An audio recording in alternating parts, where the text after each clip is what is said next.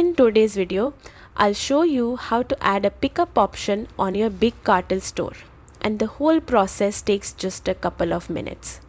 This is perfect if you want customers to collect their orders in person and save on shipping. Start by opening your browser and searching for Big Cartel. Once the website opens, log into your account.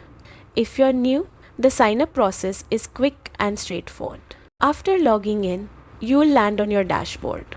Look toward the top of the page where your initials appear and click on them.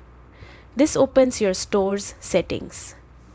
From here, scroll down until you find Shipping Profiles Beta. Go ahead and open that section. Next, select the option to edit your shipping. This allows you to set up your default shipping rates, which is important because every product needs at least one shipping method attached. Choose your region, then create a new shipping profile specifically for local pickup.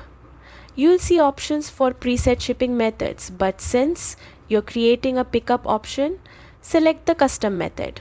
Set the price to 0 so customers know it's a free pickup option.